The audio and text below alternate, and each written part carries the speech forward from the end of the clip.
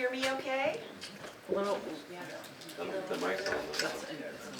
Thank you. How about that? Perfect. Wonderful. Thanks for letting me know. Well, good morning. I'm Mundy McCarty, President and CEO at the Hoover Presidential Foundation, and we are honored to have you all here today. On behalf of the Hoover Presidential Library and Museum, where we are today, the Hoover National Historic Site on which this building sits, and the Hoover Presidential Foundation, I welcome you all to the 27th year, wow, of this amazing program established and created by the Hoover Presidential Foundation trustees. What a great vision they had. Every year, these students we're about to see make us aware of how blessed we are to be a part of their successes, and we certainly owe a lot of this to our many donors who recognize how important this program is for our youth. With the many endeavors you'll see that they all have so we can help them reach their goals. One of those donors with us really since the beginning of the program is a wonderful couple from Muscatine, Iowa, and that would be Stanley and Helen Howe. Stanley served as a judge and trustee, and then Helen was also later involved, and Helen is still with us at I believe 97 years young. She's not able to come today, but she has been many times in your seat observing this wonderful program. And for over actually 23 years, they both off and on served as judges for the program today, and then also on the Uncommon Student Award Committee that the trustees make up. Because of their support and commitment to the program, in fact, you'll see on your program, we have named today's event the Stanley and Helen Howe Presentation Day in conjunction with the program. So we're very honored to have them a part of this. Again, let us thank all of the donors, large and small, to this program that really make these awards happen, make the summer June weekend happen, as well as today's presentation day. So many big thanks to all of you. But I'd like us to get started very quickly, and I'll introduce our MC for the day, Nathan Steimel. Nathan is a native of West Des Moines, Iowa, and he's a 2021 Uncommon student. In fact, he was one of the recipients of the $10,000 awards at the end of the program that year. And to top it off, he's also an award winner of the Mariah Becker Leadership Award, Volunteer Leadership Award. So you'll get to see a little more about that near the end of the day too. Currently, he's at the University of Iowa and just started med school this fall. So we're honored to have Nathan back here to lead you throughout the day and make introductions for these programs. So welcome, Nathan. Thanks for being here.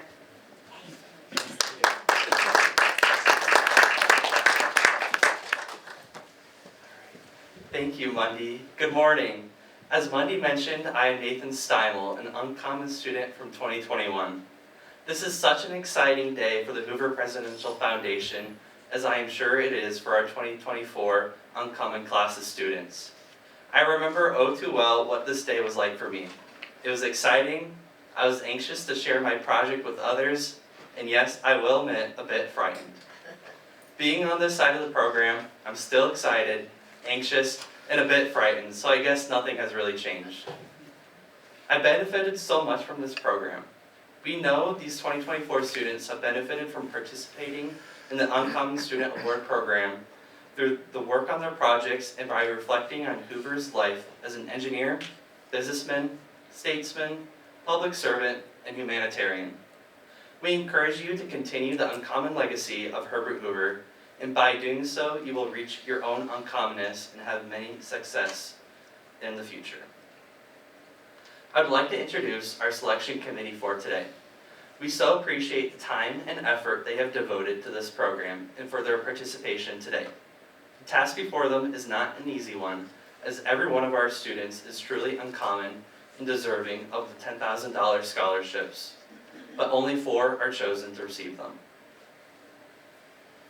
Cindy Rieckhoff is the CEO and co-founder of Almost Famous Popcorn Company, a gourmet popcorn company based out of Cedar Rapids. She graduated in 2020 from Stanford University with a degree in international relations. Cindy was an Uncommon student in the 2015 cohort.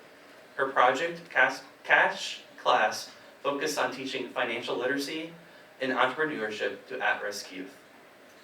Sarah Richardson.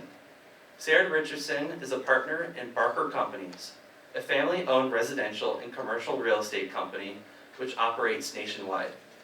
She worked in international business at PepsiCo and Sonoco Products Company in Europe and the former Soviet Union. She received a Bachelor of Arts from Brown University and an MBA and an MA in International Relations from the University of Chicago. She serves on several nonprofit boards including Iowa Jobs for America's Graduates and Oakland Retirement Residents. She's married and has 2 grown children. She also speaks French and Spanish. Tom Snee. A native of Duluth, Minnesota, Tom Snee graduated from the University of St. Thomas with degrees in journalism and political science. He has spent the last 20 years working in various communications capacities at the University of Iowa and is currently the Research Communications and Media Relations Specialist for the university's Tippie College of Business. He lives with his family in Iowa City. Dr. Gary Christensen. Gary E. Christensen is the Department Executive Officer and Professor of the Department of Electrical and Computer Engineering at the University of Iowa. He is a joint appointment in the Department of Radiation Oncology at the University of Iowa. Dr. Christensen is a fellow of the Institute of Electrical and Electronics Engineer, American Institute for Medical and Biological Engineering, and Asia Pacific Artificial Intelligence Association. He's a lifetime member of SPIE. He has published over 230 journal and conference papers and has 4 patents. His primary research interests include improving lung cancer treatment, image registration, medical imaging, and deformable shape models. Delia Moon Mayer. Delia has worked with Iowa 80 Group and Cat Scale Company in Walcott, Iowa since she was 14. As president of Iowa80.com, she oversees retail operations, insurance, marketing, and customer relations. Delia also played a key role in establishing the Iowa 80 Trucking Museum, a nonprofit showcasing antique trucks and serving as a welcome center. A graduate of the Tippie School of Business, she is active in various political and business initiatives, founding the Truck Stops of Iowa Association and Iowa Business for Clean Energy. Gary Watts. Gary Watts is the founder and CEO of Watts Group, a real estate development, construction, and property management firm based in Iowa City. With over 44 years of experience, Gary has led the company to develop numerous residential and commercial properties, known for their quality and community-centered design. His dedication to fostering sustainable growth and providing exceptional housing solutions has made Watts Group a trusted name in the industry. Becky Watts. Becky Watts worked in the legal system as a certified shorthand reporter, served with Watts Group in development, construction, and property management. She is involved with various civic and nonprofit organizations, working to enhance resources and support for residents in the area. Becky's commitment to community service reflects her dedication to creating a positive impact in Iowa City and beyond. Thank you, committee, for your commitment to this program.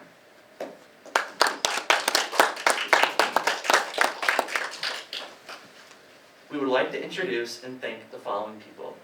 Todd Grove, Facilities Director at the Hoover Presidential Library Museum, who's volunteering his time to help with our student audio and visual needs for the day. We also have us today members of the Hoover family and trustee of the Hoover Presidential Foundation. James Hoover, great-great-grandson of President Hoover. Leslie Hoover-Lobel, great-granddaughter of President Hoover. Her son, Steve Marsh, great-great-grandson of President Hoover, and her husband, Todd Lobel. There are a few other trustees who are volunteering their time today. Our thanks go to them for all their help. Janetta McCulty, Dr. Ken Brown, Ken Fawcett, and John Burge. There's a lot of work that goes on behind the scenes, and without the help and support of the wonderful foundation members, staff, and volunteers, this day wouldn't run smoothly. Helping us with the event today are Mundy McCarty, Jackie Lynch, Shelley Mott, David Ancelet, and Tiffany Frederick. Before we begin, I would like to mention just a few things about the process today. Todd Lovell is our timekeeper this morning. He's seated in the second row. Todd will hold up a pink card when the presenter has 2 minutes left, 1 minute left, then no minutes left. The student should finish their sentence and end their presentation. Secondly, only judges may ask questions of the presenters. And lastly, please turn off your cell phones. And with that, it is my pleasure to introduce to you our first student today, Katlin Truelsen. Katlin lives in DeWitt and attends Central DeWitt High School. The title of her project is Ladies Livestock Mentor Program. Thank you.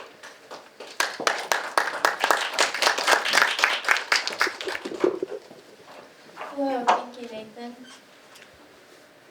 Walking through the galleries of the Hoover Museum, I learned that Mr. Hoover grew up on an Iowa farm, that he had a passion for science, and both him and his wife were interested in the development of youth and were contributing members of society. This interest led them to have big roles on the Boys and Girls Scouts and clubs. These organizations still play a huge part in the development of our youth today. And though their original mission has shifted some, it still encourages young members to engage in the world around them and gives them the confidence and skills they need to become young leaders in their communities. Hi, I'm Katlin Truelsen, a senior at Central DeWitt High School in DeWitt, Iowa. I first want to thank the trustees and organizers of this program for allowing me the opportunity to pursue my project. I also want to thank Tiffany for coordinating the summer session. It is truly an honor to share my passion for bettering Iowa's youth in agriculture. My program is called the Ladies in Livestock Program, which is a youth mentorship program designed to teach girls involved in the livestock industry the relevant science, skills, and confidence they need to pursue their own goals in a less traditional industry.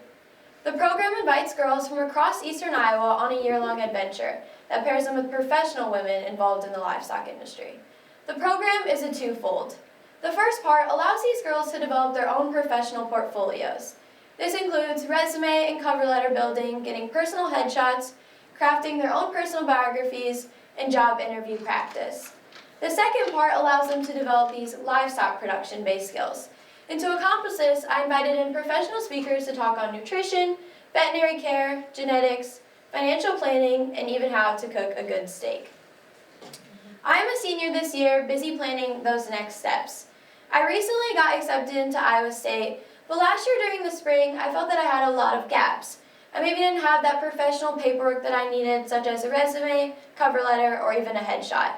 And as I was thinking about an agriculture field, I felt that I didn't have those farm technical skills either. I am the oldest of 3 and the only girl. And sure, I've helped on the farm for quite some time, but have I ever really created my own feed ration or pulled a calf by myself? The answer is no. My dad often looks to my brothers to do these types of things on the farm. Instead of being the one to give the injections, I'm the one he tells to hold the gate. And I know I'm not the only girl frustrated about this. As I was reaching out to the mentors to be a part of the program, they felt the same frustration and were eager to address this issue through the program and target those girls within the livestock industry. For the first year, I want to keep the program at a manageable size. I have 10 girls from 3 different high schools, all ranging in different socioeconomic backgrounds. One comes from a large production farm with over 1,000 acres. Others just have a few head of livestock that they bring to the county fair, with the rest falling somewhere in between that. I have 12 professional women with careers spanning from ag business, communications, marketing, genetics, veterinary care, nutrition, education, and on-the-farm production. The program will take place on one early out Wednesday a month. We'll start out with goal planning and professional development, break for lunch for about 20 minutes, and then move into our livestock production-based skills. Let me show you some examples of what the girls have been working on. At the first meeting in September, the girls received a 75-page booklet that I created full of handcrafted templates and examples to help guide us through those professional development sessions. I started out with goal planning because I feel this is something that high school students struggle with a lot. They have big goals and aspirations, but how do they put that on paper to accomplish this? I started out with this goal planning sheet that I've used myself and taught in other workshops to help the girls when crafting their own goals. It includes specifics that they might not know, who they might might need help from, in a to-do list format. I also created a step-by-step guide for crafting the resumes and cover letters, as well as provided the girls an example of my own when crafting their own during the professional development session. I also created a professional audit page to get the girls thinking on how they're perceived to employers. It challenges them to update their social media, create LinkedIn accounts, as well as update their Gmail icons and addresses to make sure they're appropriate to employers. To help these girls tell their own unique stories, I invited in 2 professional speakers. One has worked on RFD TV, and the other is a lead host on a popular podcast called Ladies in the Lead. Together, these women will help the girls learn the importance of sharing their own stories. Oftentimes, agriculture receives a lot of misconceptions. It's important that these girls are willing to share their own stories and have those one-on-one conversations with consumers. All of these tasks build towards a professional portfolio checklist. At the last meeting, the girls will create a file on their computer and put all the documents that they have created into one spot. That way it's easy to access at any given point. At each of the meetings, the girls will be working one-on-one with their mentors to track their progress, as well as answer any questions that they might have related to career and educational choices. This is something that the Hoovers did throughout their involvement in youth organizations. It is my hope that this leads to connections and relationships that lead to future collaborations. The girls are strategically paired with their mentors based on a survey that they filled out prior to the program. For the skill-based portion of the program, I want to keep the activities hands-on. At the first meeting, I had a nutritionist come in and talk about the difference between rations. I live on a cow-calf operation as well as we feed out feeder cattle, and there's a big difference between these 2 rations. I learned that a cow-calf operation needs hay, grain like corn, extra protein, and lots of vitamins and minerals to help keep them healthy. At our second meeting, I had a geneticist come in and talk about how to select animals for specific traits based on what your end goals are for your operation. I also had a seed stock producer come in and teach us how to read data associated with the registered animal. This type of data can tell us things like how much milk a mother is expected to produce and the average birth weight of her offspring. The data can then tell us if the mother is expected to have trouble during the birthing process. Later in the spring, we'll have a session to teach us on how to assist during that birthing process, because that is the time that most offspring are born. Farm Credit is one of my sponsors, and we'll be doing a session on financial independence for livestock producers. This is something that the Hoovers really would have appreciated, because it's used as a tool to teach these girls how to make smart financial decisions that sets them up for their future. During this session, we'll learn what assets and liabilities are on a farm, as well as be creating income and expense reports. Most of these girls are planning on attending a 4-year university after they graduate to further their studies in agriculture. It's important that they know how debt and student loans can affect their abilities to continue their livestock operations. Educating the next generation to their fullest potential is where I see myself in the Hoover legacy. They were generous in their contributions to programs that served a larger purpose. With the support of the Hoover Foundation, I also received support from several other sponsors, one being Farm Credit Services. They allow me to host my monthly meeting at the DeWitt location, as well as provide the funding for the meals. Other sponsors helped with funding for branding, printing, marketing, and supplies for each of the sessions. Social media has also been a huge part in sharing the word about my program to my community, as well as to several other counties. Whether it be through a newspaper, a magazine publication, a blog post, or social media recognition. I was even lucky enough to film a television ad with Farm Credit to be shared on their local television programming. As with a program of this scale, I encountered many obstacles that I had to overcome. One being how to create activities that tied together and made a cohesive program a year before it took place. An even bigger struggle was getting girls to commit because of something that I couldn't control. On several occasions, I had girls who were initially in the program back out, leaving me to find new girls on top of planning the program. I struggled to get forms collected, speakers to call me back, and emails to be answered. There's always a line between asking and nagging, and I'm pretty sure I crossed it. I'm working on the plans to continue this program after I graduate.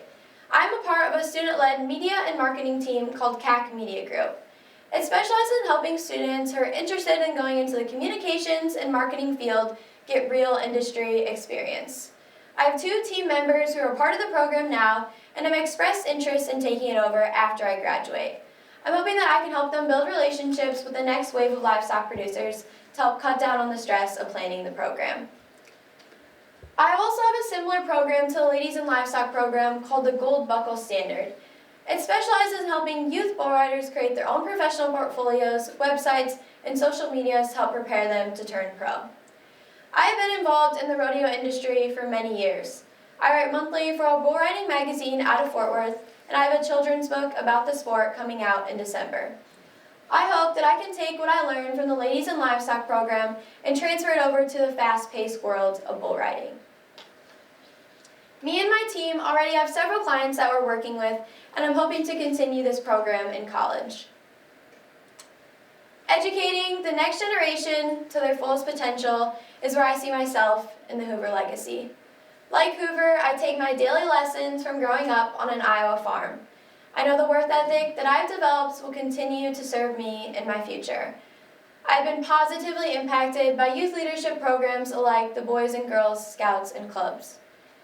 I hope that my Ladies in Livestock program will be favored as a program that gave girls the relevant science, skills, and confidence they need to pursue their own stories of greatness. Thank you.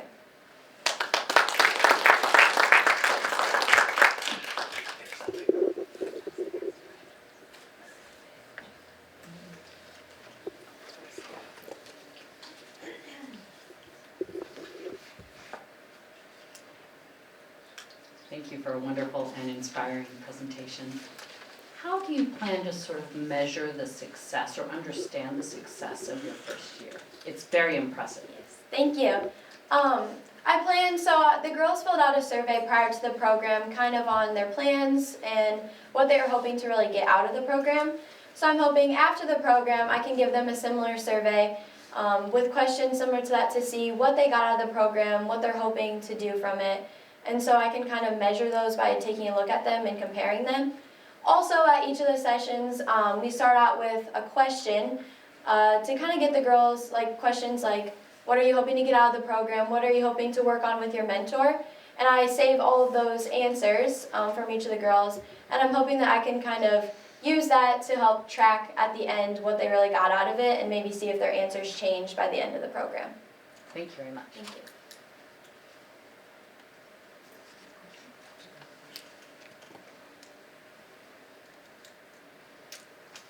So you've had,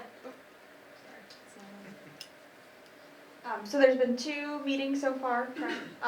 Awesome. What have you learned from having those 2 meetings? Is there anything you are looking to change after those 2 in person? I've learned that the girls are kind of unsure yet, I'd say. They're not as willing to kind of reach out yet, I think because it's new, it's fresh, they're not really quite sure. So I'm really hoping to kind of make sure that the next activities that the professional speakers have are really hands-on and engaging for the girls so that they're willing to get that kind of reaching out to those mentors. I mean, there's awesome networking within this program for the girls. So I'm hoping that I can kind of make it more hands-on and engaging for the girls so that they're willing to reach out to the mentors. Awesome. Thank you.